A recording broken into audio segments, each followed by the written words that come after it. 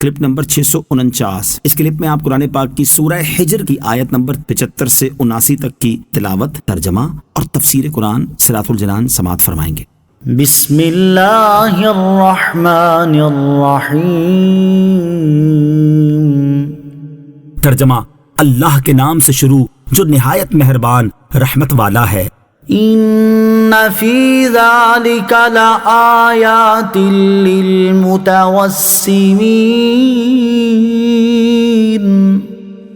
وانہا لبسبیل مقیم۔ ان فی ذالک لآیۃ للمؤمنین۔ ترجمہ، بے شک اس میں غور کر کے عبرت حاصل کرنے والوں کے لیے نشانیاں ہیں، اور بے شک وہ بستیاں اس راستے پر ہیں جو اب تک قائم ہے، بے شک اس میں ایمان والوں کے لیے نشانیاں ہیں۔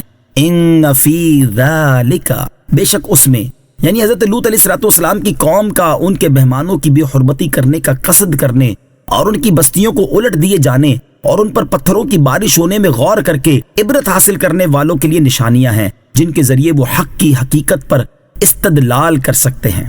وَإِنَّهَا، اور بے شک وہ بستیاں، اس آیت میں کفار کو تنبیہ کی گئی ہے کہ حضرت لوط علیہ السلام کی قوم کی بستیاں ملک شام کی طرف جانے والی گزرگاہ پر ہیں، اور لوگوں کے قافلے وہاں سے گزرتے ہیں اور غضب الہی کے آثار ان کے دیکھنے میں آتے ہیں، تو کیا وہ ان سے عبرت حاصل نہیں کرتے؟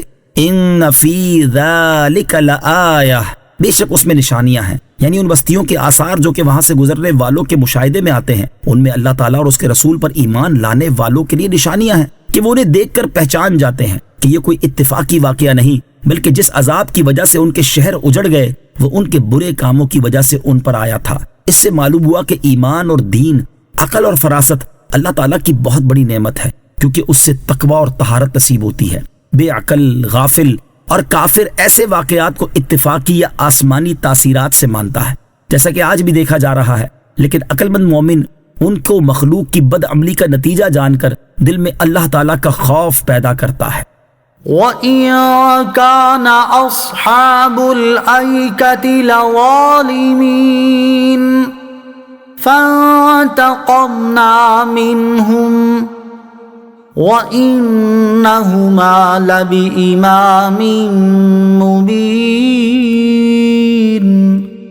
ترجمہ، اور بے شک کثیر درختوں والی جگہ کے رہنے والے ضرور ظالم تھے، تو ہم نے ان سے انتقام لیا، اور بے شک وہ دونوں بستیاں صاف راستے پر ہیں۔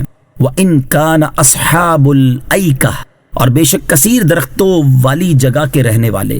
اس آیت میں اصحاب الایکہ سے حضرت شعیب علیہ السلام کی قوم مراد ہے۔ ایکا جھاڑی کو کہتے ہیں۔ ان لوگوں کا شہر چونکہ سرسبز جنگلوں اور مرغزاروں کے درمیان تھا، اس لیے انہیں جھاڑی والا فرمایا گیا۔